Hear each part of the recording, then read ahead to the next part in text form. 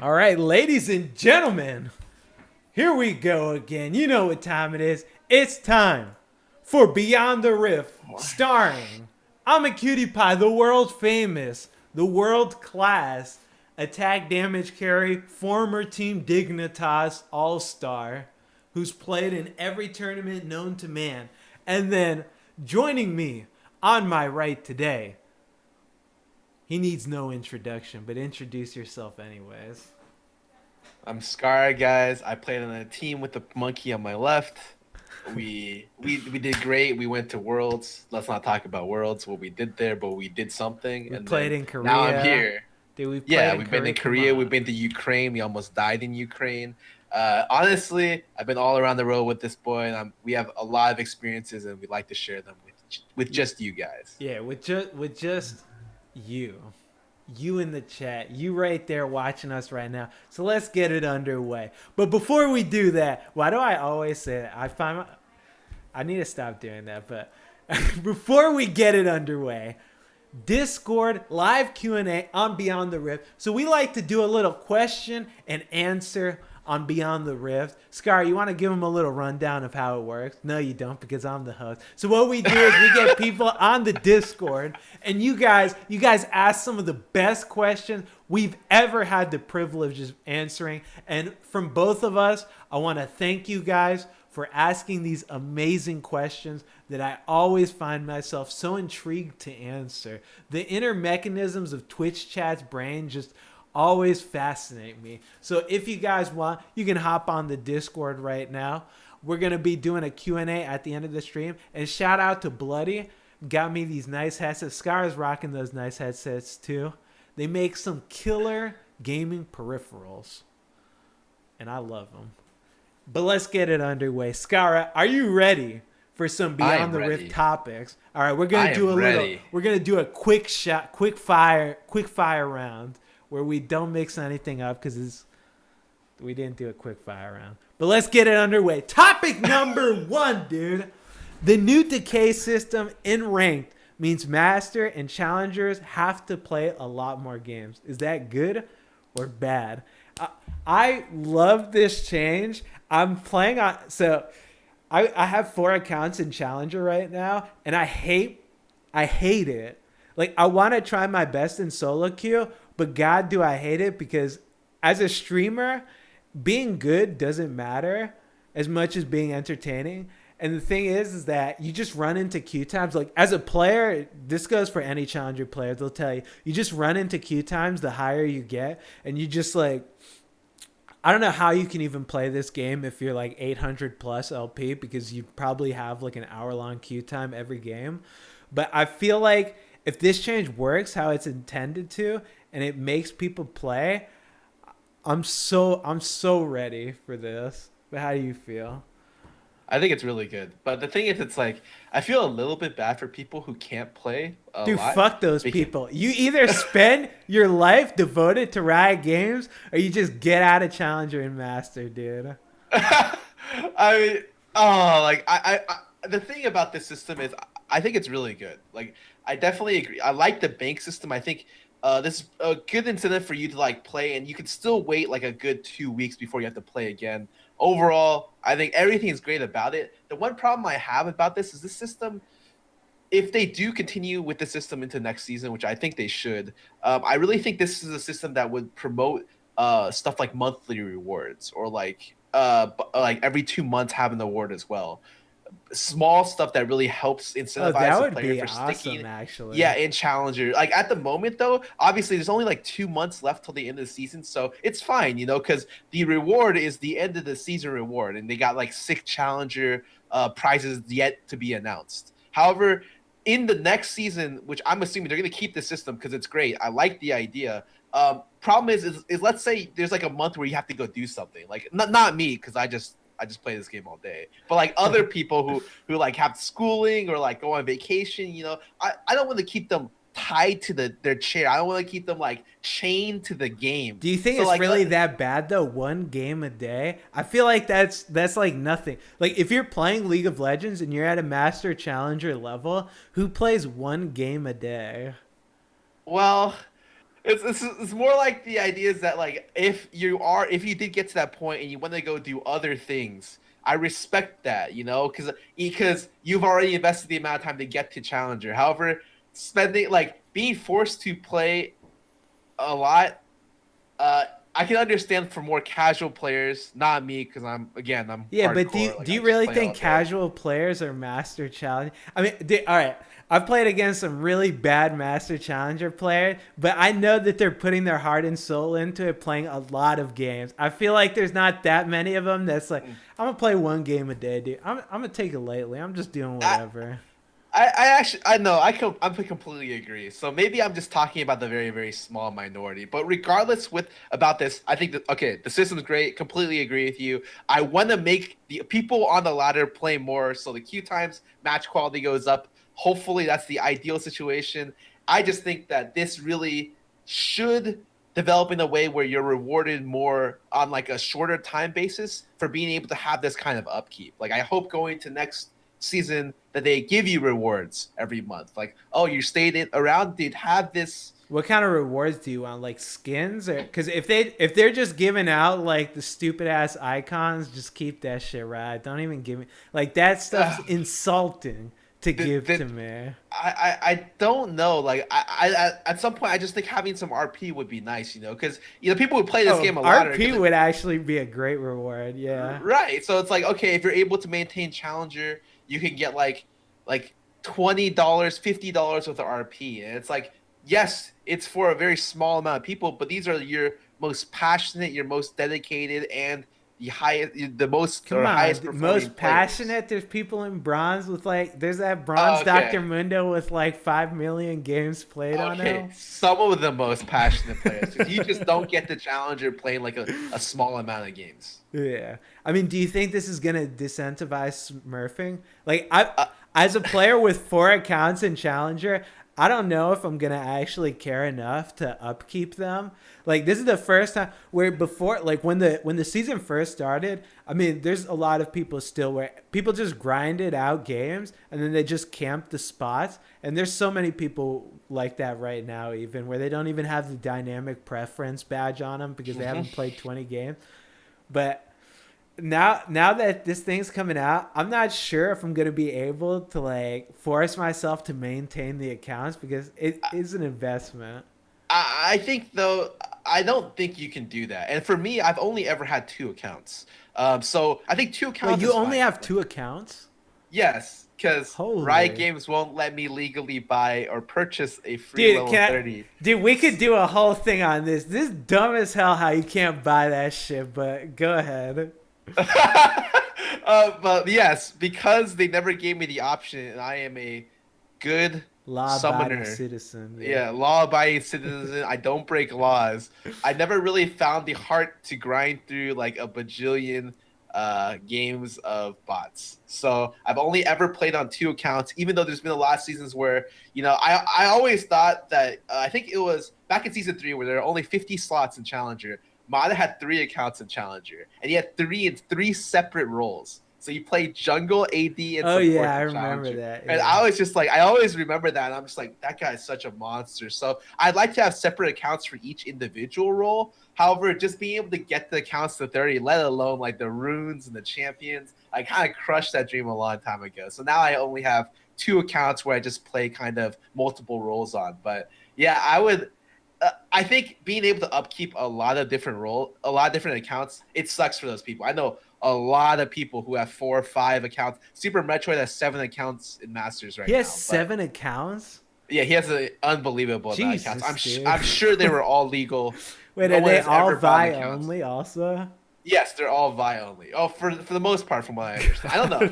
I just know he has a ridiculous amount of accounts. So I know it's probably gonna be impossible to upkeep more than 3. But I think that's a small price to pay. Like you'll want to play on your main account more because there'll be better people playing. I I mean, think. If do you think it's better though that you can't just have Smurf accounts? Like, do you think it's uh better for everyone?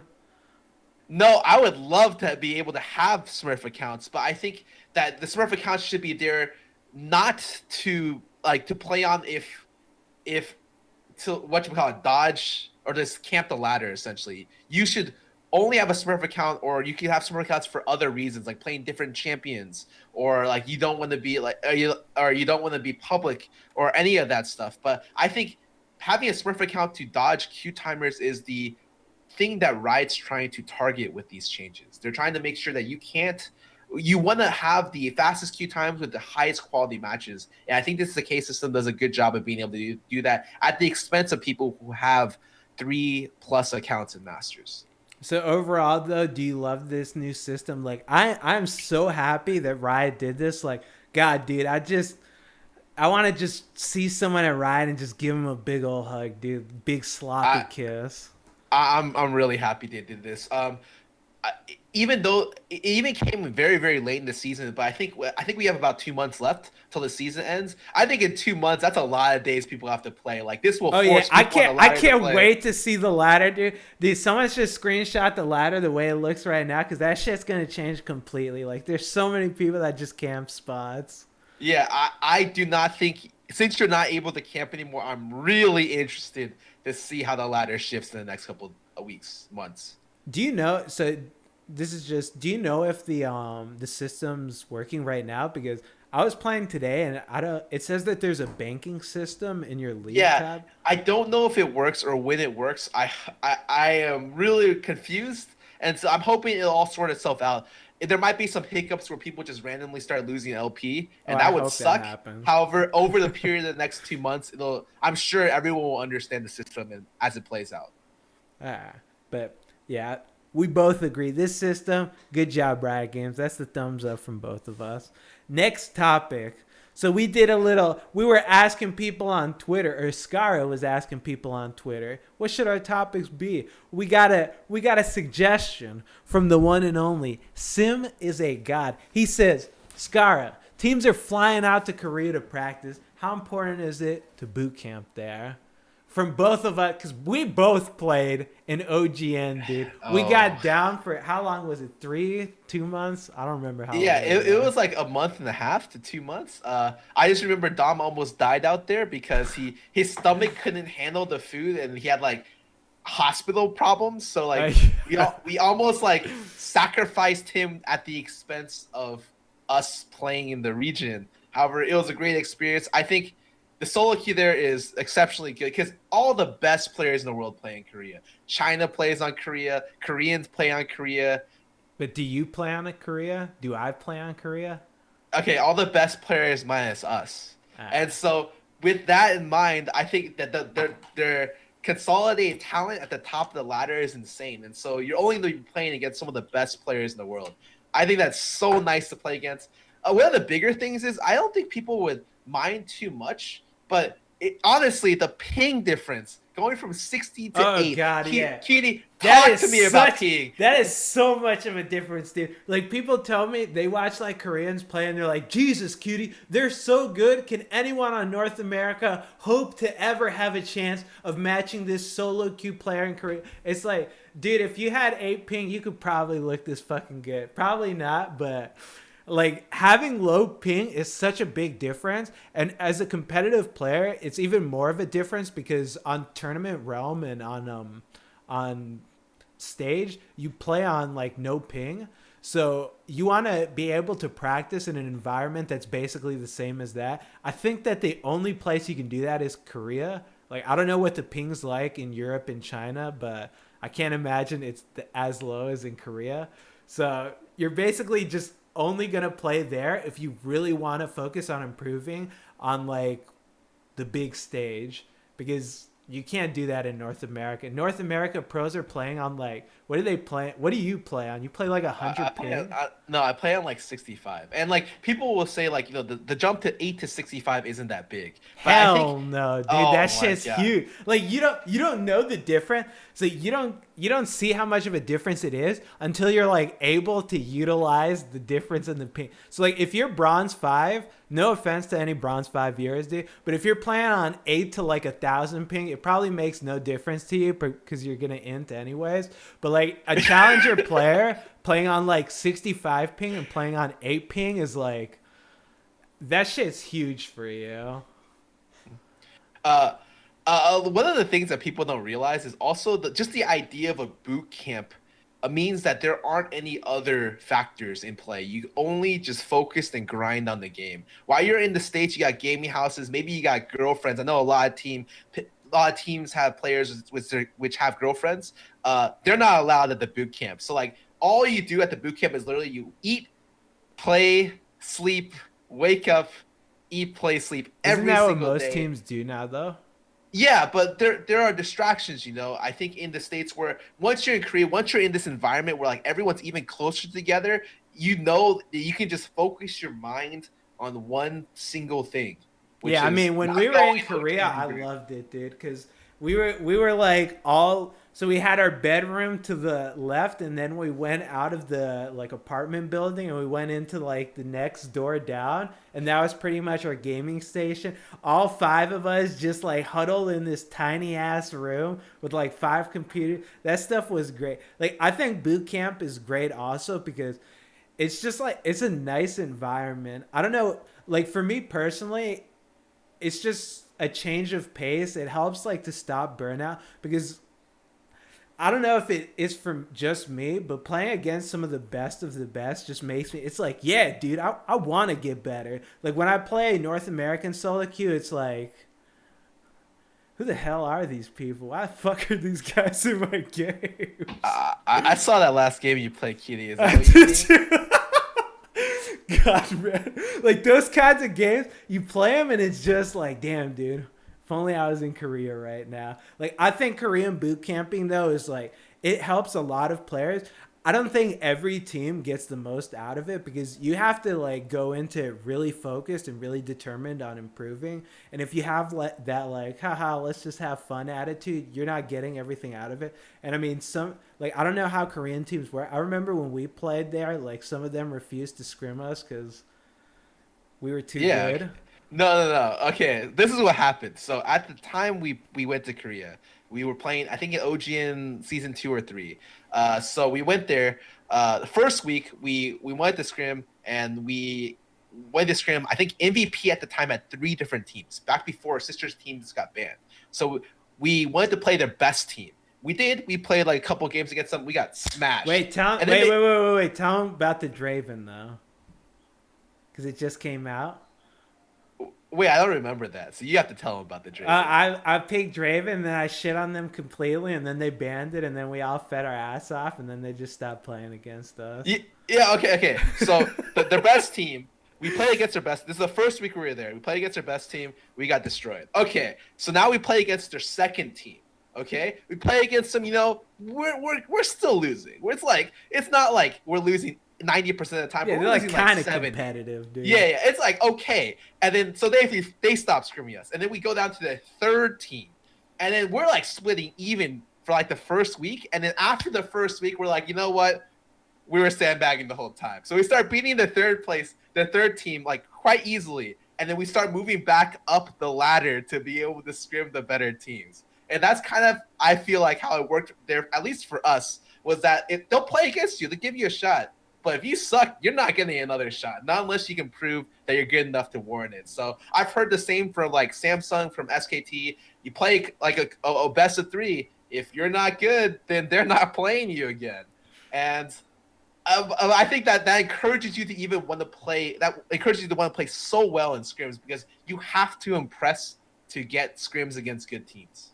Yeah, and I mean it works both ways because if we just ended up sucking, that boot camp probably would have been just us playing solo queue because we never would have had scrims. So yeah, that's but the one thing I have to say is you have to be careful. Like this isn't a thing where you can maintain throughout the year. Even if you could, it's only for like very short periods of time because honestly, like the living condition, it'll start to get to you. Like it'll wear you down. Like wait, really? Did it wear you down? I loved in Korea. Okay.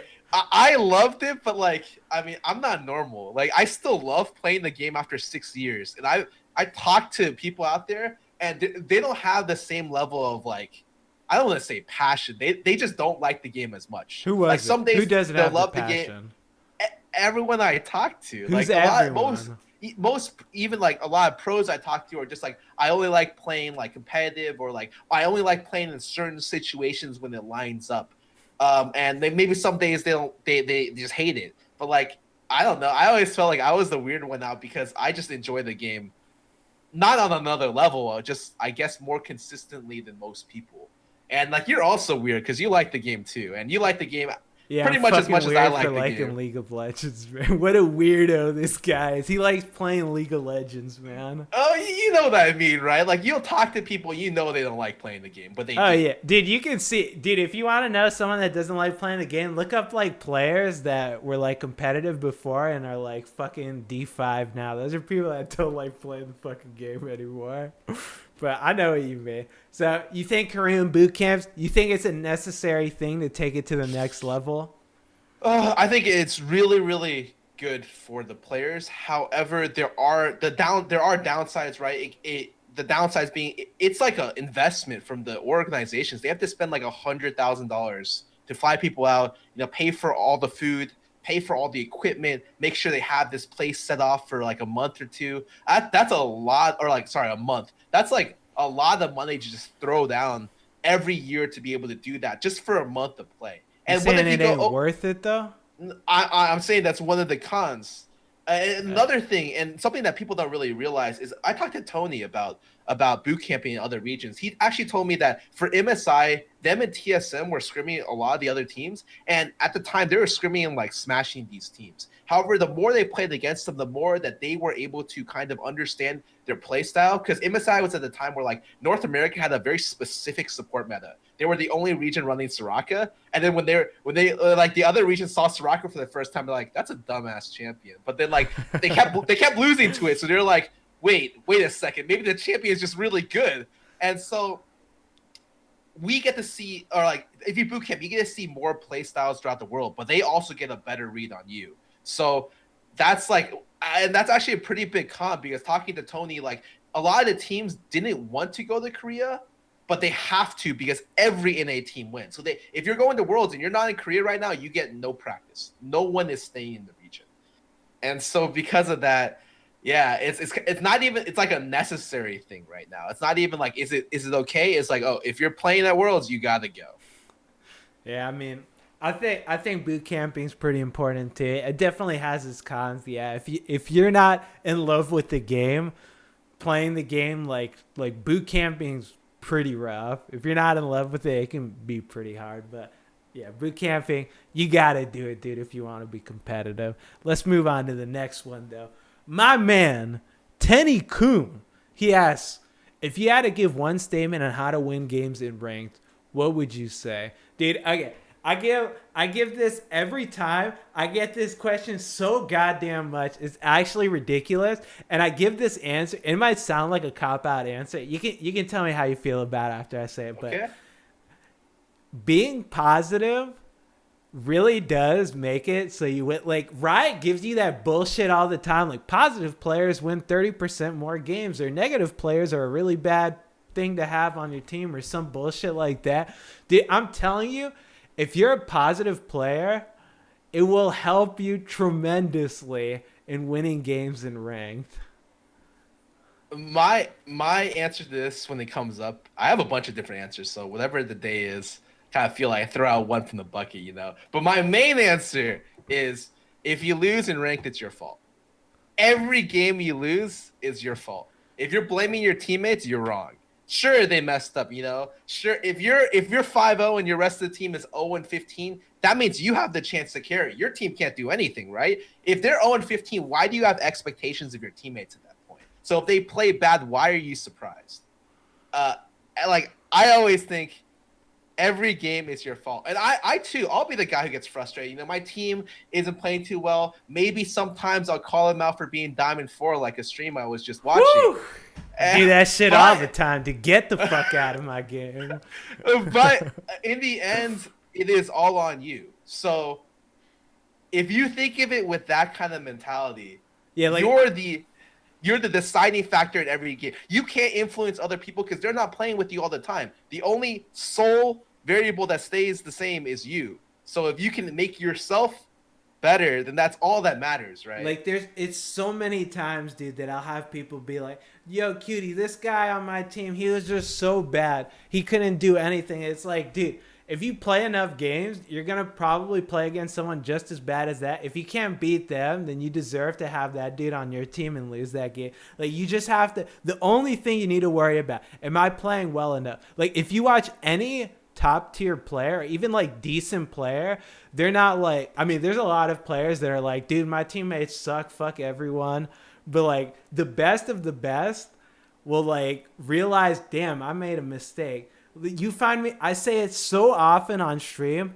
Like, I'll go into a 1v5 and I'll get a quadra kill. Damn, I played that like garbage. Damn, I could have won that. Damn, I could have done something different. It's not like, wow, where the hell was my team, dude? I had the pentakill and I did everything and my dumbass team was just over here doing absolutely nothing. Like, I don't think you hear anyone say that kind of stuff. Like, maybe I will dominate, but that's about it. Like, that's the only guy, and he's the exception to the rule, dude. But like, for the most part, like most players, they realize that they're the only thing that can win the game. Like, it's a very selfish way of looking at it. I'll admit. Like, when I play games, I'm just like, all right, everyone's garbage on my team. I'm just gonna try to 1v5, and I'm just gonna ignore everything. And that's a pretty selfish way of playing it. But I mean, sometimes it's just, if you want to carry, you need to do the damn thing yourself. Yeah, and I think it's mainly the mentality thing for self-improvement, because if you eliminate all the other factors and you're the only one left to blame, then you got nowhere else to go, right? Like, you already know you lost the game because of you. If you won that game, like, there are gonna be games where you win the game because it's not you. But you want to make it so that every game you win, it's because you did something. It's because you did something good. You shouldn't aspire to be carried every game, because that will happen. Don't get me wrong, but if you want to play, you want to get better, you should aspire to bring impact and play well every game. Yeah, I get that so much. It's like, yo, cutie, I have this Fizz on my team. I was like 10-0. He ended up missing his fish, and then we lost the team fight and we lost the game. It's like, dude, what do you want? Do you want him to hit the fish and just carry your garbage ass, dude? Like, if you're 10-0, carry the game yourself. It shouldn't matter if he ends up missing the fish or not. Like, people are gonna miss skill shot. Dude, if you have enough of a lead and you have to rely on someone else playing perfectly, then like, you're just garbage. Like, that's just the reality of it. Like, the best thing I can tell anybody for winning games, man, focus on yourself, stay positive, don't be a flamer. That's like everything, dude. What, you got anything to add to that? I even think the third one's like an optional thing, because yeah, you can be a flamer. Okay, you can be a flamer. Everyone at high elo flames. Let's be real. But I do think the first two things are the key. You know, if you do anything, you step away from this show, I want you to look in the mirror when you do and say, you know, everything is my fault. I'm gonna get better, and then just get better. I'll see you in Challenger. Yeah, when I get there. Like, if anything, if you want to flame, like, try to just turn it down. Like, if you're at a 10 and you're like, dude, everyone on my team's garbage and I hate them, turn it down to like a 5. Be like, I don't know what I expected from you. You're so bad, but I can carry this. That's okay, dude. And then from there, you can try to turn it down to like a 2. Like, you guys aren't playing that well, but I'm gonna try my best to win. And then you can just tone down the levels little by little until you get to that point where you can just focus on, all right, I'm going to try my best to win, even if my teammates don't do that well. That's how you win rank, dude. But okay, let's move on to the next subject. Thank you guys on the Twitter for the great questions, though. Last week's predictions, man. Me and you got it tied. That's bullshit. I wanted to win this again, man. I think you beat me in terms of number of games. But in terms of overall prediction, yeah. And in my defense, I did not think that they would lose 3-0. You didn't? Wait, who? Team Liquid? Both the teams. The oh, first yeah. Team, right. Okay, so actually, let's talk a little bit about this. Arc Second didn't play bad. It says something when I think he played the best. Yeah, Arc Second was the best on the team. That's I don't want to say that's pathetic, But Jesus, man, like this kid doesn't even play jungle. How the hell is he playing better than everyone else on the team? You can go I into it. I was so disappointed in Proxton's performance that series, but I don't want to take away from Mark second. No expectations coming in. You come out, I wouldn't be surprised for him to stay in the jungle now because honestly, he played pretty well, like mid low tier LCS jungler, and after playing jungle for only 2 weeks, that's impressive. I give him props for that. Yeah, like I think that he was doing really well. I don't know if it's impressive of Team Liquid or sad for Envy that like Team Liquid they were having a lead early on like every game and they just I mean it was sad but they ended up throwing it. I don't know if that speaks to how decent Team Liquid is or how garbage Team Envy is. Like what do you think about that? They just don't have the macro play. They lost one of their two main shot callers in terms of Darduck, and so Matt really had to be able to both lane with a new AD and shot call for the team in terms of macro movement. I think that's a lot of pressure to put on someone in the last 2 weeks. So I can understand they lost one of their big like stars or one of their big stars who even controlled how the team played in the mid late game, and so mid late game decision making kind of sucked. But that's to be expected with a new roster. You tend to build that kind of stuff throughout the years, and the fact that they were even getting leads early, it's promising. I think that if you were to show me this team, told me they got together in 2 weeks, I'd be like, oh, okay, these players they got some promise. Let's see them next split. Yeah, I think that I wasn't I did 3-0 because I wasn't expecting anything from Team Liquid, but they honestly, early game, they played pretty decently. That last game when Jinx picked Jinx was just like, I don't know. I don't know if that's, who could have possibly okayed that if that was the coach? Like, do you know if Loco does picks and bans? Because whoever okayed that fucking Jinx I think pick, he has the final say, but as soon as I saw the Jinx pick come out, I'm like, oh, he picked Jinx, and then he got counterpicked in both aspects of the lane. I heard Jin versus Jinx is really hard, one of the worst matchups, and the support got counterpicked. I was just like, oh, they're just going to lose. yeah, they just felt. I made a tweet about it. I was like, dude, if you want to know why I hate Jinx, just tune into this game. And he just got smashed. Like that was you don't pick Jinx. Come on, man. That was just. I don't know. I think if you do, it has to be like in a really specific situation where at least make sure your laney phase is like even. But they got spanked. Yeah, that was just the last game is not even worth talking about. So let's just move on to the next one then. Ooh. Envy versus CNAT. I thought this was gonna be them getting smashed also. Oh. You said it was a 3-1. Scarra, what made you think that Envy would be able to take a game? Okay. Just in my defense, I just think Proxton's a better jungler than what he showed. I don't know what's going on. I think it's very similar to what Reignover's doing, where he's kind of underperforming in the postseason. There are just some team problems that are kind of pervasive throughout the team that's causing both these junglers to look really bad. I don't think Prox is nearly that bad. And if I asked or talked to people about Proxton, everyone typically gives me quite good feedback about about the player. However, yeah, I just think in both the series he played, he wasn't great. And that's like, and on top of that, Impact is just playing like a monster. So it's really hard for them to win when Impact is legit 1v5ing every game. All right, then let's get into that with the IMT versus C9. We both ended up getting it correctly. Impact. I said this game. I don't know if it's just me, but do you feel like IMT and C9 they kind of have the same play style where I feel like their bot lane and their mid lane don't really matter that much. It's just a matter of Impact or Huni and Reignover and Meteos pop off. Meteos had someone told me in the chat he had like a 30 KDA in this. Yeah, he died once, and the one death he had was like the dumbest invade ever with Rek'Sai. Yeah, but after that death, he didn't die for the rest of the series. I was like, oh, this guy's playing out of his mind. But that the thing is, it's like I just think C9 looks so good because they just have much better teamwork. It should say something where you design your draft to counterpick a Gragas jungle with Nidalee, and then the Nidalee gets invaded by the Gragas jungle and counter jungle. That's embarrassing, actually. The draft that game was so bad that they drafted, I think, 3 losing lanes so that the Gragas could counter jungle what it's supposed to be a counter pick in the jungle. like I just think that yeah, they just look way better than the other team, and it's just I always just think of Immortals as a team where if Reignover doesn't get going, their team has no traction. They can't get anywhere. They're like kind of bogged down, like they're in quicksand. Reignover's the guy with the rope. He's gonna throw the rope in the quicksand, like pull his teammates out and like lead them somewhere. However, if he's not playing well, if there's a breakdown in the synergy, then their team doesn't do anything. And that's a problem.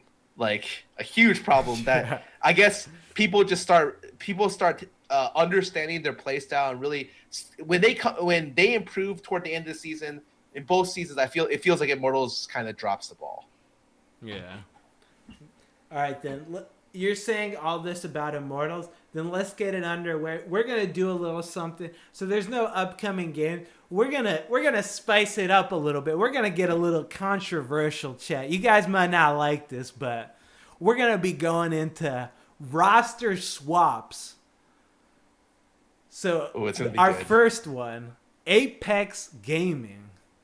Should they swap the roster out or not? Scarra, what do you think about Apex's roster? Oh, man. Okay. So, obviously, as we get lower on the seeding, we can choose, like, we're going to ask to swap out more people, like, straight up, because if you end lower tier in the standings, something must change. Or else you're going to just stay there for next split or get worse. So, Apex, I think Shrimp did not play well this split. And I think if I look at that, it's crazy. I actually hear from behind the scenes, it's really, really hard to coach in general, coach a lot of imports without a really, really good translator. I think they should either invest in one or maybe look for more talent domestically. It should say something where the top laner Ray was talking about leaving the team like halfway through the split. He was like, "Oh, next season when I get an offer in Korea, it's going to be really nice." It's like, wait, you're still on Apex. What's going on? I mean, do you think if Ray leaves that Apex is just completely fucked or what? I think Ray was putting in work. Yeah, Ray was putting in work. He was one of their main win contentions, and Keen kind of didn't play that bad. I feel like if they want to build, they usually what happens is you build a roster around one or two players. I always choose to build a roster around either the jungler or a mid laner or both.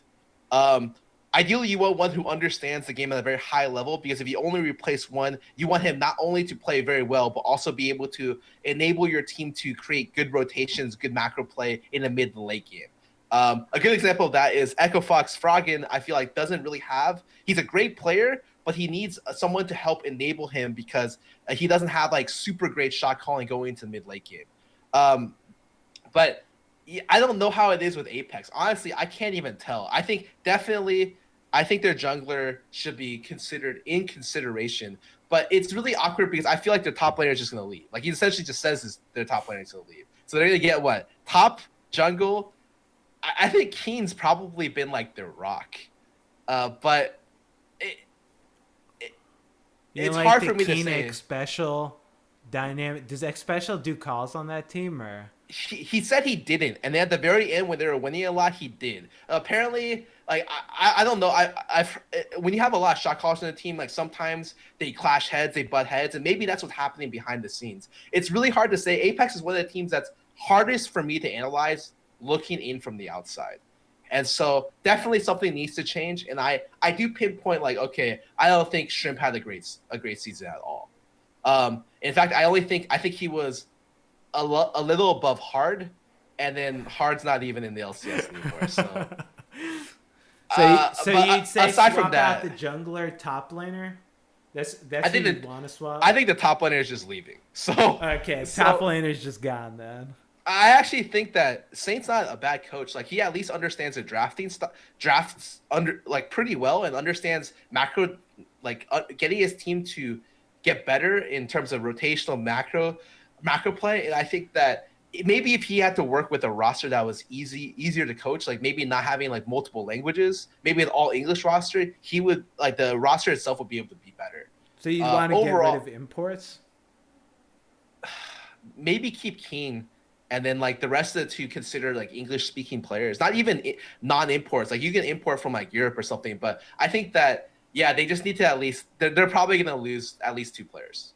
Okay, so you think that The most important thing for Apex right now is communication.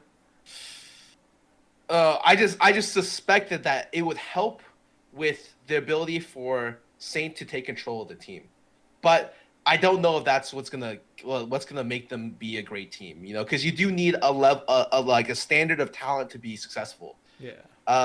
Like I said before, if of all the teams in the LCS, this is the hardest team for me to analyze, and it's really hard for me to give like a solid estimate on what should change. Okay. I say swap out the whole damn roster. All right, let's go to the next one. Echo Fox, baby. Swap or not? I mean, they already did like a swap pretty much Yeah. with. I actually think not. I would like to see how the roster looks with Darduck. You liking the roster now with Darduck? Their biggest problems were their mid to late game shot calling was just completely awful. Like it was really bad. I don't know who was doing it, but it just whatever. It's bad. And they lacked the ability for a person to initiate / create early pressure through the jungle position. And I think they replaced the person which can enable their solo lanes to do really well. And I think that they also brought in someone who can be good at mid to late game shot call. I still think Keith is good. I still think Froggen's good. I mean, the big problems that most people talk about are KFO and Big. Do you think it was like hard and big? KFO, I want to say is a good player, but again, communication is key. So if they don't have someone working with him that's able to like help him synergize to the team, I would drop him more than keep him. But I think he's solid. I think all the Korean imports this year were good individually. However, working as a team is the main deal. And if they can't do that, then they're not useful. And Big is, I don't know. I want to say yes. Big might have been a problem last split, but maybe he also has some room to grow. So, because I want to say though, he's better than people give him credit for. Does he do shot calling on the team? Yeah, I think he does half the shot calling with Froggen in terms of like macro play. That's what I'm saying. Darduck's a shot caller too, though, right? Yes, exactly. So if he doesn't have to focus on shot calling, he could just focus on laning with Keith. Maybe some magic can happen. If you do want to replace another person, Big is like the target for sure. Yeah, however, like because everyone always hypes up Keith that he's like, this is the next like guy. It's like Altec, dude. They always get hyped up like these are the next big ADCs, and then they get in the LCS. Every time they just shit the bed, dude. It's just like it just hurts to look at, man. It's definitely depressing. I don't think it's gonna happen. Like I always feel like. In this specific situation, because they have a shot calling force from the jungle, Keith decides whether or not the support stays. And so it's just up to him. If he wants to work out like their problems and he thinks they can do it, that's it. But this next split, if their bot lane doesn't do well, one of them needs to be gone, if not both. So you think that for the most part, you kind of want to keep it, but if Keith's not feeling big, you know what? I will say this though. I'll give Big the benefit of the doubt. I don't usually do this. I would say let's see what the roster looks like with him, but potentially prepare like another person to compete with the spot. Just get similar a sub to then. How Smoothie and Bunny kind of like battle it out for the sub spot. I would like another support to also battle out. You know what? Let's just get Bunny again. I know he's streaming right now. Throw him over to Echo Fox, and then he can compete with Big, because I feel like that kind of competition will elevate his play, and I think that if they're able to make sure that he has a steady rate of improvement, he could surprise people. Yeah, I think that's true. I think that the sub idea is probably the best thing. I don't know what exactly is the problem with the bot lane, but I think that the roster as a whole. I mean, I think Darduck's pretty good. I think Echo Fox wouldn't have been as bad if they had someone other than Hart. So let's see how it goes, dude. And let's move on to the next one. Team Envy. You love these guys, dude. You told me they are going to take a game off of C9. Oh, God. Okay. This is really good. This is like probably one of the more controversial statements I'll make. I think Lod actually ended up being like a top 5 LCS AD this season. You think he's a top 5 LCS AD? Think about his competition. Think of what they did. Okay. I think top 3 are in no order: Doublelift, Stick Stay, Sneaky. Okay, pretty reasonable. I think Turtle, outside the one Ezreal game against COG, didn't really show anything. And honestly, his performance in even in the last best of five Yeah, he played like wasn't that garbage great in the either. playoffs. So and actually, I think Lod is slowly sneaking his way up. Lod used to be, and he even said it himself. He used to be like dude, kind of this as an benchmark. ADC man, hearing this shit sounds fucking pathetic, dude. Like, I mean, oh man, this hurts. I know where you're coming from because there's like no other ADs in the LCS, but holy shit, man, he's. I think he's improved quite a bit coming into the LCS. I understand because I was with you. I felt like, Lai was the difference between making it into the LCS and being a challenger. He was like the He's cutoff like the point. Chris, dude. So yeah, so essentially people like he was the Chris of the AD carry role. If you were better than Chris, you're not getting to LCS. But if you're worse than Chris, you're not even gonna make it in challenger. Like so, like Chris was like the challenger smacker, but that wasn't able to really ever bring it out in LCS. And I think that it was kind of the same for Lod. However, I don't know. I think this season he can kind of cement himself. I feel like he's right behind Turtle. If anything, the impact he has on the game is similar to Turtle's impact, and I think his level of play has been about the same. So I would put him around the 4, 5, 6 mark, and that's not something I expected to say coming into the season. Yeah, I mean, that's not something I was expecting to hear either. I mean, I guess you're right. There's so much fucking garbage in the LC. Dude, like, hearing this shit's just like, man, I might as well come back and show these fucking kids how to play this dumbass kids game, dude. Like, Jesus, man. Like, I love Lod, and I think he's a great player, too. But, yeah, I don't think in, like, a million years, Lod is, like, a top player in the LCS, dude. All right. I also want to give props to Hako. I thought he's been playing very well recently. He was actually one of the first supports to bring out Trundle support back from the grave, back when everyone dropped him because like people thought he wasn't that good. And his Morg was super on point. I think he's been doing a lot for the team.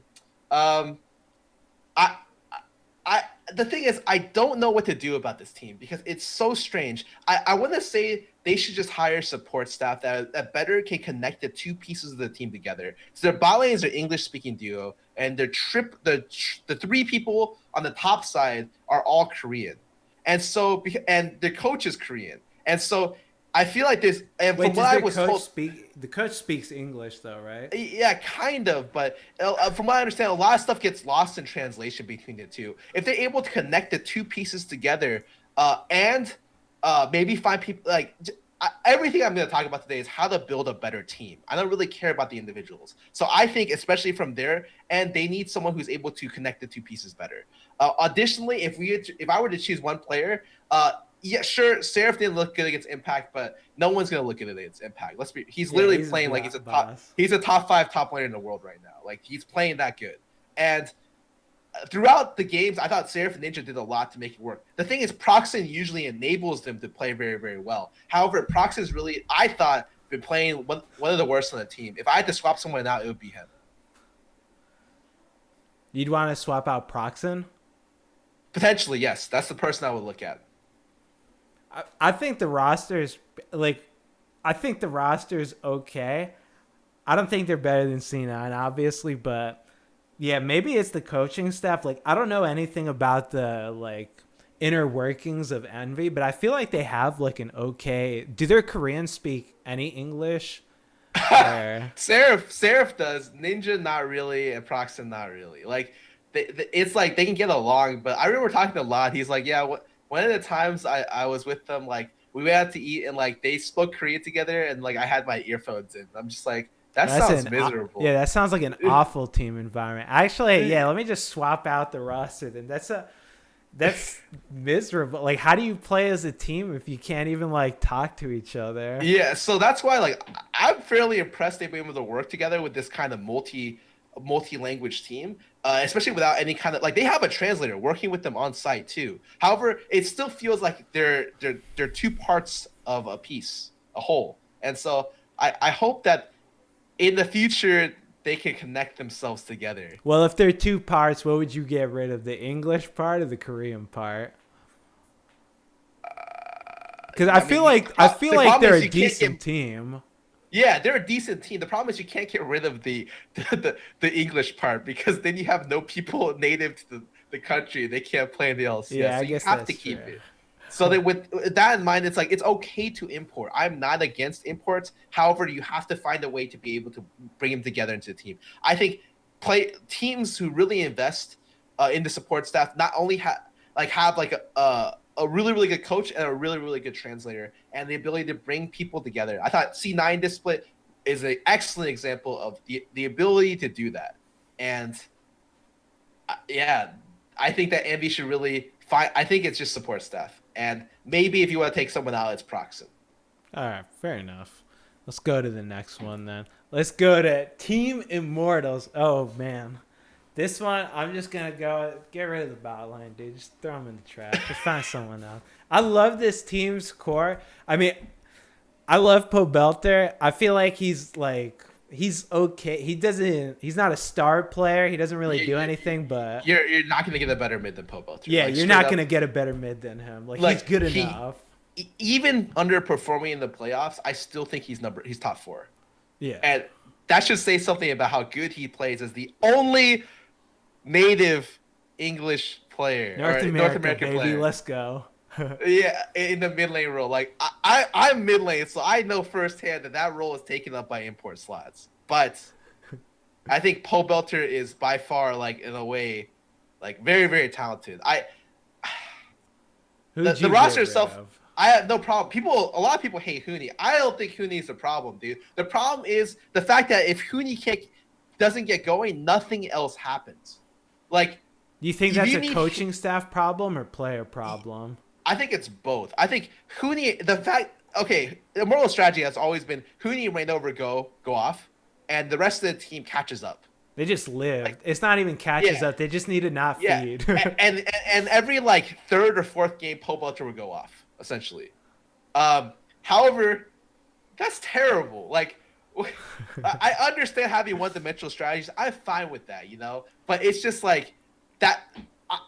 That means that there's a problem if I actually don't think Reignover and Adrian have good synergy together. Like, I feel like their macro play, their movement together isn't good. Like, sure, Adrian puts out a lot of vision. However, they seem to not be able to really do anything in terms of on a map wide level unless they have big leads from the top lane. And so a lot of people critique Huni. They're like, "Oh, Huni sucks. He's a choker. Whatever." That guy's the best player on the team in the playoffs. Or you think he's the best player on the team? I think he's the only reason they win most of their games. And sure, their play style is built around him. But even in the series against CLG, where all the pressure went bot side from Reignover, Huni still came out and performed. He's one of the best flanking top laners in the game right now. At the very, very least, in the region, he's the best. And when you think of it like that, like, even better than Impact. Impact lanes like a monster, wave control like a monster. However, flank TPs, whatever, not really good. However, Huni, he's the magician when it comes to being able to flank, being able to do something from a really, really good angle that he created. Who's the shot caller on that team? Do you know? I have no idea. I want to say just Reignover does his own thing, but I've talked to a lot of later junglers. They all think Reignover is fantastic. Like, Sven even says, I asked him, how do you learn jungle routes? Does your coach help you? Do you watch other games? He's like, I kind of just copied my jungle routes from Reignover. I'm just like, what? All right. At least and he then, said it. Yeah, no, that's great. And I talked to Medius before. He's like, I learned the most from Reignover because that guy's actually really, really, really good. Like, he's not overrated. That guy is actually good. So yeah, he didn't play very well in the playoff series and in the Gauntlet. No one's gonna deny that he played really bad. But I think he is an exceptional player, and I think there's more problems behind the scenes that make him look bad. I want to say, at some extent, this is a coaching staff problem because this team drafts, even with Huni being a player who is very unique, he shouldn't be able to draft 20 different champions or throughout 2 splits. I think there's a big drafting problem because they're not really authoritarian enough to be like, you're playing this, you're playing that. So I think rather than maybe removing the head coach, they should just add someone on to be able to help them out. I think Immortals is one of the teams, they did have this fantastic run, 33-3 throughout both splits. So they have the pieces to win. However, they're missing something. So I think maybe not even getting rid of the head coach, but adding someone on who can really help him it would be very, very beneficial. Someone who maybe just studies draft and helps them out on that point, because that's been a very big weakness of theirs throughout, I would say, even both splits. You think And on top of player side though the roster is good? 'Cause, I mean, I'll take back. I think Wild Turtle. I mean, he didn't perform in the playoffs, but I still think that he's a pretty good AD. But I don't know about Adrian. I If don't he's know. not a shot caller, I don't think there's any reason to keep him. Honestly, like just I'll be completely honest, dude. I love him as a person. I don't really know him, but yeah. No, I kind of agree with you. I don't know what's going on with the bot lane. I feel like bot lane wise, the bot lane doesn't have synergy with the rest of the team. I hate saying the word synergy. I say it so much. They're not working well with the other parts of the team. Like the support position should be helping with moving with the jungle to help create plays mid game, especially if the jungle has a lead or they have a lead. And it feels, for the most part, that didn't really happen in the Gauntlet series or against COG. It kind of happened some games, but it was Reignover doing his own stuff. And like he's good enough to get away with it sometimes, but against good teams that work together, he can't 1v5 C9 when literally they draft 3 losing lanes and then he gets counter jungled by a counter pick. Like that's not like I don't consider that game on him. I think that game's like a lot of other variables. So yeah, I don't know what it is with their bot lane, but I don't know if it's Adrian, I don't know if it's Turtle, but generally I think that their bot lane, they have a similar problem to how I feel Envy has. But that's ridiculous because they're a 5 English-speaking team. So if they have like problems like coming together as a team, similar problems in the team that's currently 6th in the region, then yeah, that's a big problem. Yeah, that might be a coaching problem then. Just maybe. So you think then that you want to keep the roster and change the coaching staff up a little bit? Yeah, I want them to. I don't even need to change Dylan. I don't even think he's a bad coach. I just think maybe add someone to specifically just help them in the parts where they didn't do well, like target stuff like drafting. Target stuff like mid game movement. Work the support moving together with the jungler. Just that kind of stuff. Because obviously, Immortals has money. They're paying their players a ridiculous amount of money. I'm just throwing it out. They are very well paid for their work, and because of that, I know they could hire additional staff. It's at least a possibility. And I think that having staff more focused on the stuff that they didn't do well on this split would really benefit them to be able to take it to like the next level. And I do agree with your worries about the bot lane. I don't know what's wrong. I can't see from behind the scenes. Let's do a doom and gloom kind of thing because Huni and Reignover, they might want to be jumping the ship. Oh God. What happens to that team if they're both gone? Holy shit. Okay. I think. Do you think that they could even get a top lane and jungle that could even match that? I think it'd be so hard. I don't know how, because they essentially move two of their biggest threats on the team, and not even threats, like 2 of the biggest reasons why they win every single game. And because maybe with that, the style of the team just changes drastically, because what do you build around at that point? Pole Butter, Wild Turtle, Adrian. It's really hard to build around bot lanes unless your bot lane's literally Uzi level or Bang level. And even then, typically, like I said before, I build around jungle mid. And so I guess immediately on that regard, you build around Pole Belter. I don't know what he looks for in the jungle. You have to I don't think Pole Belter is at the level where he's 1v9ing with Bjergsen. He's going to come in, team fight super well. You want a jungler who's able to help him out and get him to the point where he's a god mode. And pressure at the right times. I think Reignover did a great job of that. But the fact that they have to look for another superstar jungler is crazy. They need a jungler on the same level of Trick or Reignover. That's a very, very hard to find. Top lane, I don't even know. I think top lane in North America has very, very little talent. Yeah, there's nothing pretty much. Almost all the people in top, actually I talked to a lot of analysts kind of agree that jungle and mid lane have a decent amount of talent. AD has a decent amount of talent in A. The support and the top lane talent in North America is actually the worst 2 positions. And that's pretty crazy. So if you're looking to replace top lane, is that really crazy, dude? I could tell you the support roles just zero talent in there. What? There's 12 Janna mains in Challenger. Hell yeah, dude. 12 Janna mains, just what I want, dude. No, but do you think then if they lose both those guys, they're not auto relegation, right? But they're gonna be having a whole lot of troubles. I think if they lose both of those guys, um, they make playoffs next split, You unless think their they'll make roster's just stuck. playoffs? Yeah, like that's their hope. Like their rebuilding split is that you gotta hit playoffs again at the very least. And the thing is, I know Noah. That guy has high expectations for his team. He built the team. He's like, you know what? If we're just top three, that I'm okay with that. And it's like some people can say that, but Who wouldn't be okay with that? yeah, no. But like that, he expects them to get top three. Like that's a guarantee, like almost a guarantee by making the team. They're okay. They're top three, but uh, I I think that it really just comes down to who they pick up. Yeah. I just can't. I If couldn't that even does think of happen, somebody. if that does happen, their ball lane needs to step up tremendously. If they're doing building a new team around those three members, Paul Butcher at the very least is going to give you a above average performance every time. But the like because he's very consistent. However, the bot lane they need to do something. They need to do work. All right, fair enough. Let's move on to the next one then. P1 baby, Phoenix 1. These guys you actually love. Forget Envy, dude. I love these guys. This is my second favorite team in the LCS right now. I love a lot of their players. I really like, and this is so funny because Honora used to be like the most toxic player ever. Like if you talk to people in past teams he's been on, he told me this himself. Like he was a really bad person in other teams. Like he was super toxic. Didn't work well in team environments. Actually got kicked off of teams for that specific reason. But really, he's trying to turn a new leaf. I've talked to him. He seems really chill. I've talked to his team.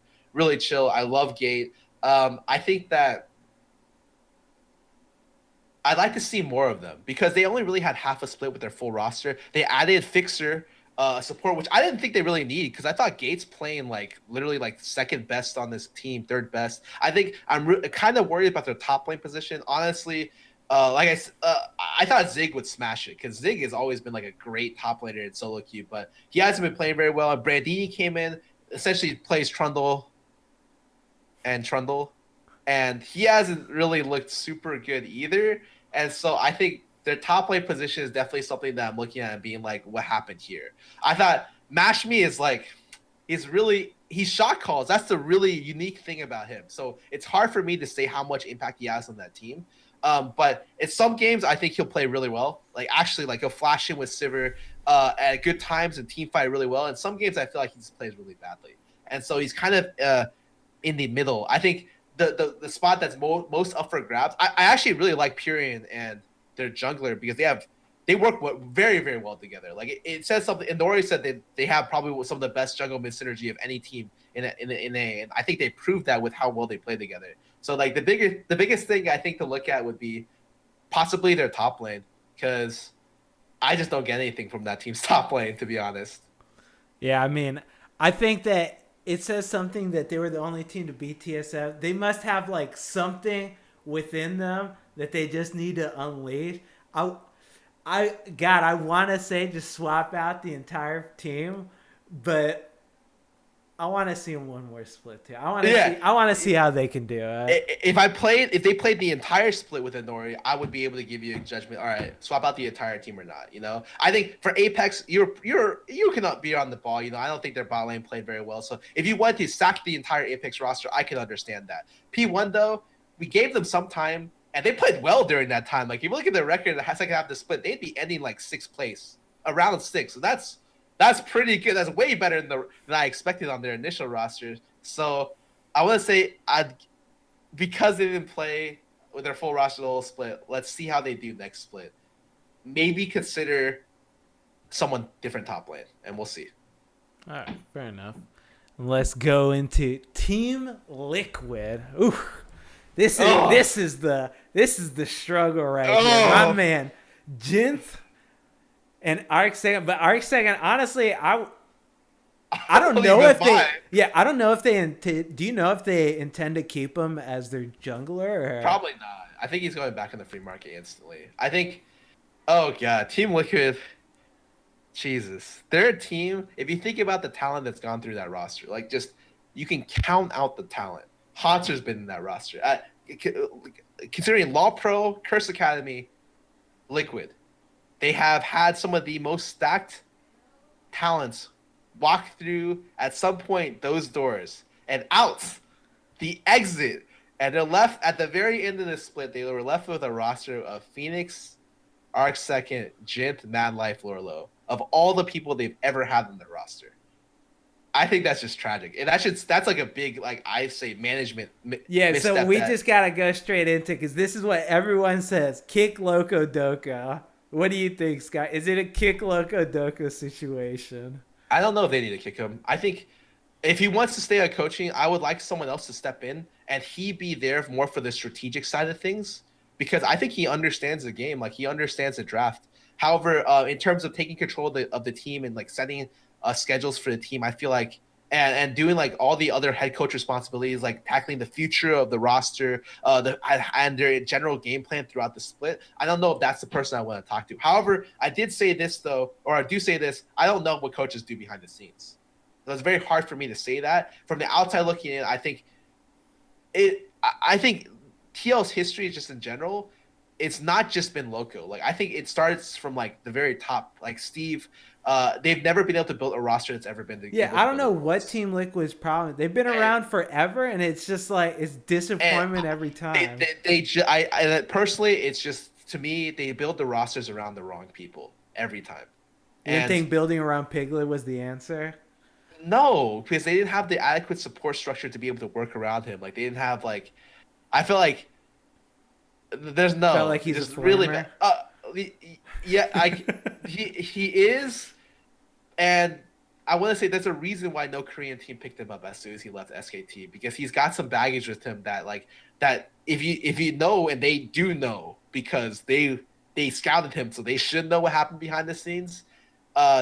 That he needs like a harder hand to be dealt with than I would assume one that exists on Liquid, and so. Yeah, I just think Loco Doka will put him in his place. Piglet, cut that shit out right now, dude. Enough of that. I mean, maybe he will, but I think even from inside the team, he needs people to really like hammer it in with him. And I think he's got a very specific type of style of how he thinks about the game. And if you're not thinking the same wavelength as him, he gets to the point where he gets frustrated because he doesn't know how to communicate it through. Like, again, this is one of those things where it's super important to be able to work like in multilingual teams. I think them having Loco is like probably the best thing they could have had to be able to take advantage of Phoenix and Piglet. However, I don't know. All right, let's not talk about their history. Yeah. The current thing right now, I don't know enough about Jint to say anything. I think he's not bad, but I mean, yeah, they had early lane leads every time. Any AD that picks Jinx or thinks picking Jinx is okay, I give him the thumbs down, dude. You get the hell out of there. Okay, let me just say, I have no immediate problems with him. If he's as good or potentially as good as they say he is, okay, whatever. I don't know. Matt, I don't know as well. I thought he started out really, really strong with his competitive showing. However, he has kind of scaled it back since then. He hasn't looked super good. He's kind of when Matt first came into the scene, I was like, Jesus, man, this guy's a beast on Bard. But I mean, do you think it's Matt or more just the team in general? I think it's both. Like, I think he's been playing worse, and the team has all kinds of messed up in terms of like what happens behind the scenes. So that's really bad. I look at mid lane. When I look at Phoenix, I'm just like, this guy lanes really well. He had at some point the highest CS of any mid laner in any region in the world. He was the highest CSA mid laner at one point. And I think he can team fight well. However, it always feels to me that he's just okay. Like, he's kind of whatever. Yeah, like, he's pretty forgettable. He'll team fight very well. You remember the time, he does this great team fight. However, I think of him as like kind of a poor man's Jensen.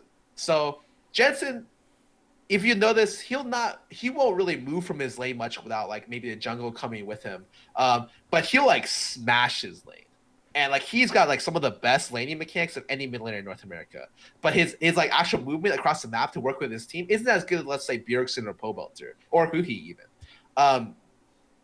But he's just got that like laning quality that makes him such a huge threat to the point where all the teams camp him, and his team comes mid a lot to help him out. And if he has a lead, he can run with it. However, Phoenix is the type of guy that like doesn't have like the same level as laning pressure. Like he's still good in lane, but it seems like if people don't do stuff for him, he doesn't really do stuff for the team. Like if it's even, he's not the type of guy who will like roam bot lane and create a double kill. He's like the type of guy who will just stay mid and just keep making it farm it up.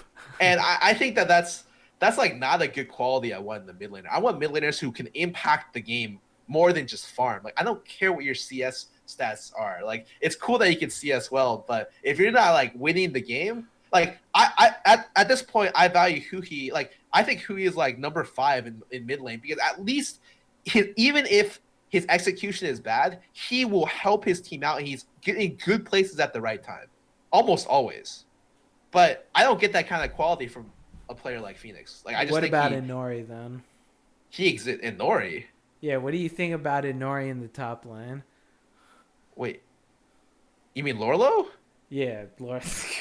I'm like Inori. Yeah. What about Lorlo then? Like the thing is with this roster, I just don't know what the problem is. It just seems like it's something internal that's the problem, but yeah. And so even when you ask me, do I rebuild the roster around any players it left on the team? I don't even know. They may just want to do sack the whole thing, burn it to the ground, and build back up. However, I do think Lorlo and Matt Life are players who look good and have potential to grow. Lorlo especially this season. Ooh, he played so well. I think going into the later parts of the season, yes, he had Darda camping his lane, and he helped Darda definitely helped him look good. But I thought that his improvement was really, really good. And maybe, honestly, maybe Darda was the key because in his other series, he didn't look great. Yeah. But I think at least the option's there for him to be able to play very, very well. And I just think he has problems of, like, for instance, not picking up champions fast enough. I think his champion pool is really, like, bad. As soon as the meta shifted, he wasn't, like, early to pick up Gangplank or, like, Gnar or, like, Rumble. Even though he was a Gnar or Rumble main, he, like, kind of just stuck on Aurelia for a long time, even after a lot of people ended up dropping her. So, yeah, I would say, man, maybe just burn the whole thing to the ground. Like, I feel like their roster isn't even that bad. Like, it's not. Yeah, I don't know. It like when I look at it, I'm like, these guys are okay. And then when I see them play, I'm like, these guys suck, man. So yeah, I don't know if it's like a coaching problem, an internal problem, or what. I think it's everything. It's a pieces of everything make the team look terrible. Because when you think of just raw talent, the team in every iteration has had either some of the most talented players in the region. However, they're not able to win, and that points to, I think, just problems on all over the place. Like the way they build their roster, they build around the wrong people. I think you could blame everything from the very top of the management downwards for how Team Liquid has performed over the years. I do think though, oh god, maybe this next split they attempt to rebuild yet again around their 2 rookies. However, they're rebuilding around neither a mid lane or a top lane. If they keep Phoenix, which I want to say, if you build around rookies, you should just have a team, and you're not keeping Loco around, or if he's like put into like maybe a side category, you want to make sure that the team just speaks English, unless you're importing like superstar talent in other roles. So maybe they just go the full distance and just pick up like a very, very fresh roster and try to work their way back up. I think I'd like to see that. Yeah, I would love to see if they just burned it to the ground. New coaching staff, new like 5-man squad. Let's see what we can do, because I just don't know. It feels like they should be good, and then every time it's just they're losing again. I mean, okay, they have two things they can do: build around Matt and Lorlo, or burn it to the ground. It's up to them to do it, but both choices don't seem too different. I do think, though, whatever happens, their success just hinges on whether or not they're able, their management is able to scout effective talent and hire effective coaching staff. That's it. All right, fair enough. So that ends the roster swap. We won't be going into TSM and all them, because who the fuck are you gonna swap out on TSM? Come on. But let's get into everyone's favorite. It's time for the Discord Q&A, boys.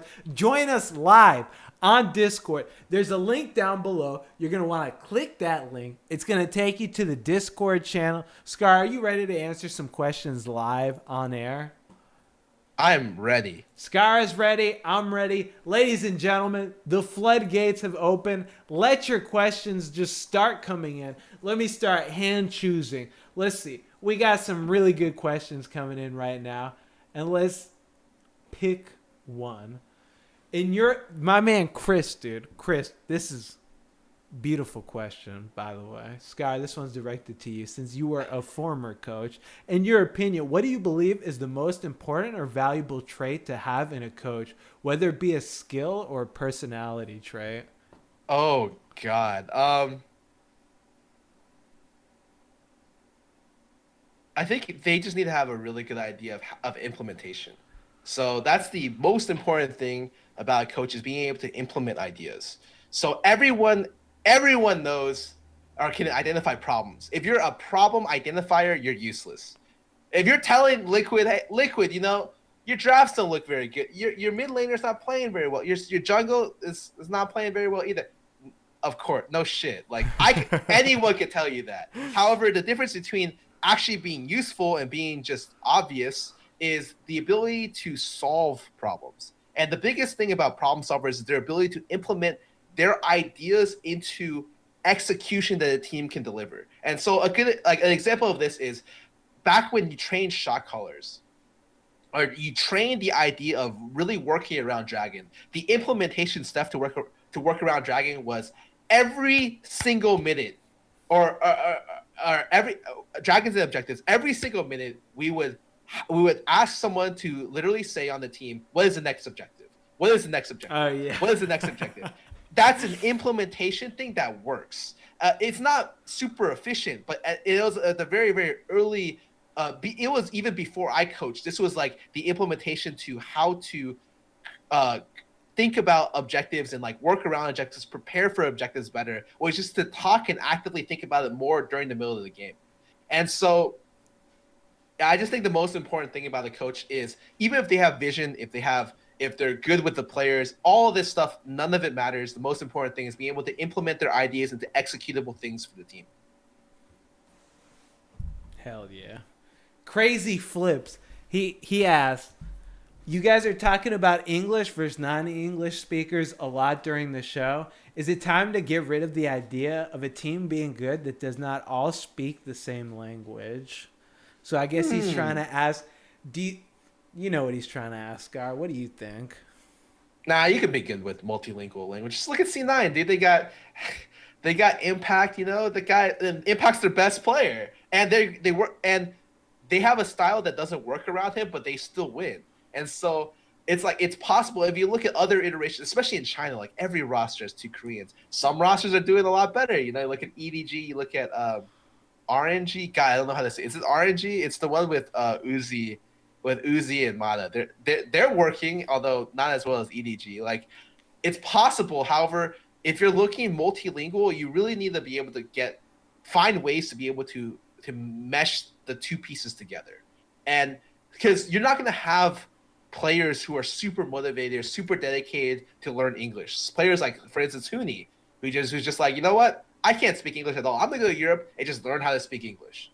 Some players aren't going to be able to invest that kind of time or don't have that kind of motivation. So you need to be able to find like good translators for them, good like living conditions, good food, and find like, let's say like activities that are able to make the team bond.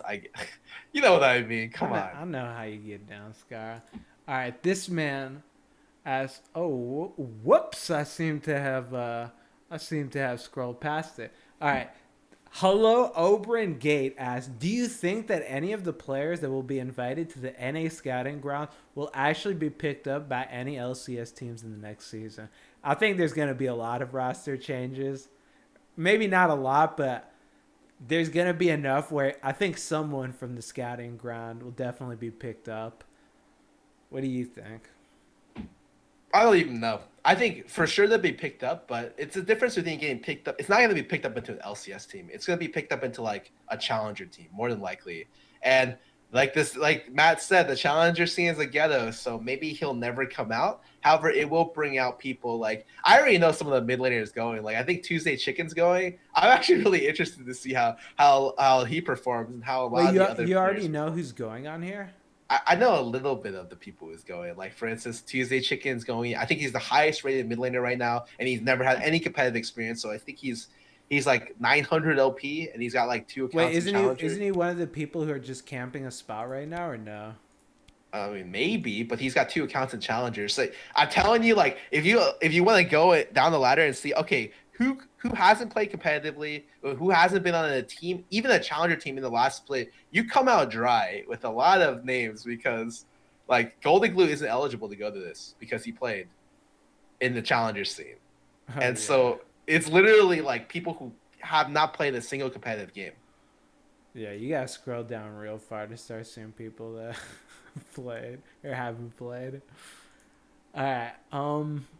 Next question: how did Rare Imagine asks, how did you improve mechanically at this game, and which games helped you improve at League? I mean, when I was playing League, like trying to get better, I only played League basically.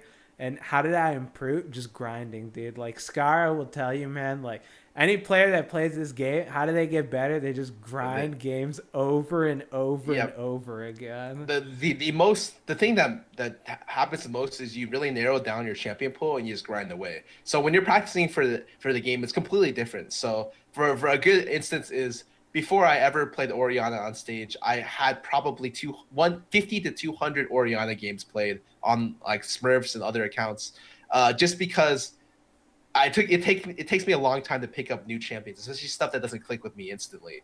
So like to really like learn champions, I had to invest a lot of time to be able to play specific champions.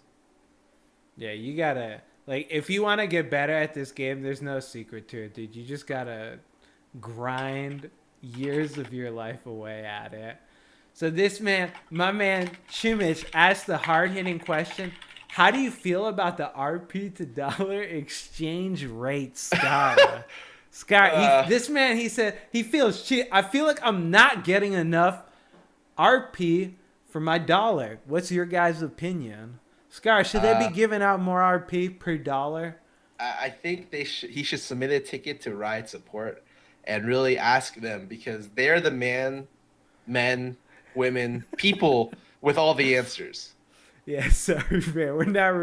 We don't know the economics behind it, so we're not really able to give you an answer on that, friend, but you know how that stuff goes. But I think that's going to be it for today with the questions, Scar. Does that sound good to you? Yeah, that's great, man. All right, then. Ladies and gentlemen, that's been Beyond the Rift, episode number 7. 8. 7? Episode number 7. Tune in next week, because next week is going to be even more epic.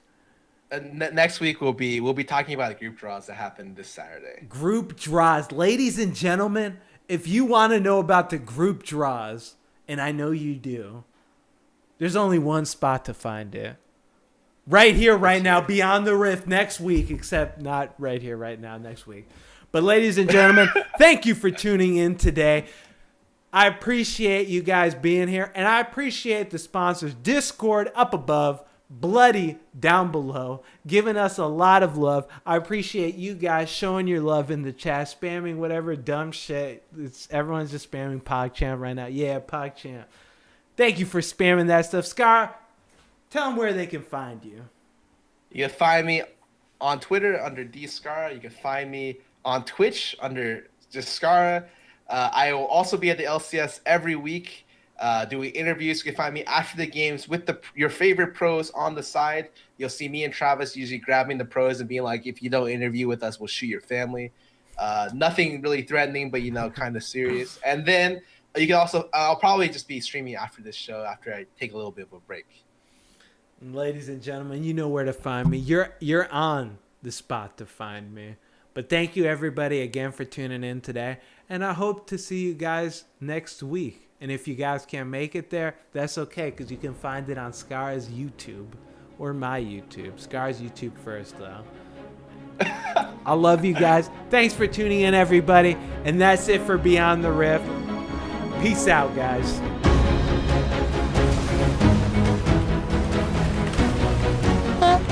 Oh, man, I can't believe I missed the cue. I was a little bit off.